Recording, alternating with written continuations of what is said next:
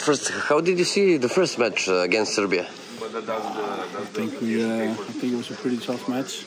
I think we were a bit surprised, caught by the physicalness of the game and the speed and the tempo of the game. I think we adjusted pretty well. But, in Serbia, no matter who they miss over, has somebody else to throw in. Denmark is maybe not a basketball country, but you're learning a lot. Jorge Garbajos also was a guest last night on Denmark-Serbia. How do you see that? And maybe your country is improving well. Well, I think we're in a big progress, actually. I know Denmark is, I'm sorry to say, a handball country. But I think we're developing pretty well and pretty fast also. We've got a lot of talent, we've got a lot of youth talent. That's what we used yesterday. And I think that for us to take that next step, we need to make sure we integrate them early, but also get them into good positions.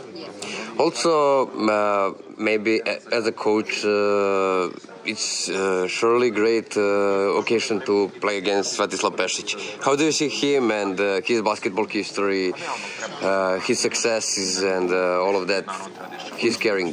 First of all, he's a legend, and he seems like a great person also. I don't know, only positive things to say, and it's an honor to be around him and to see how he does. So I'm excited about that, but we're still going to beat them Sunday. Also, Ife Lundberg, did you have time to see basketball derby, Partizan and Red Star? Yeah. We had a time to see that after our own game. Yeah. Exciting, very, very exciting. And also in Denmark, those derbies are amazing. When we tell handball people how basketball can be, we show the derby between Partizan and Red Star. Also, what do you expect of the next match in Belgrade? Well, I think we're going to be more prepared, and I know they're going to bring also in some other players, Serbia, but the good thing is you're only allowed to have 5 players at the court. Also, we saw a lot of kids and fans met Borisa Stimanić yesterday. Maybe they know his story about World Cup and he lost a kidney. I don't know, because we met a lot of Danish kids, met him and asked him for jersey and for sign. Yeah. Well, you know what, especially for, like we talked about before, the progress in Denmark about basketball is a lot of kids are adapting to basketball.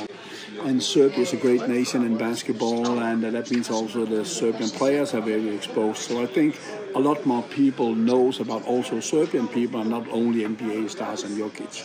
So I think the history is also spreading out in Denmark. Also, what do you expect of the qualifications? And you have also a chance. Never mind. I'm really honest about that one. Yeah. Because I know now Georgia beat Finland in Finland, and that's a tough one. We beat Georgia at home. We have to go to Georgia and beat them down there. I think it's a very, very bad thing that, first of all, that we're not a sport that is smart enough to place the 4 already qualified nations in a group for themselves. I think it's the most stupid things I've ever heard, and I think we're the only sport that would ever do that, because now Finland has an influence on our results. That's completely ridiculous.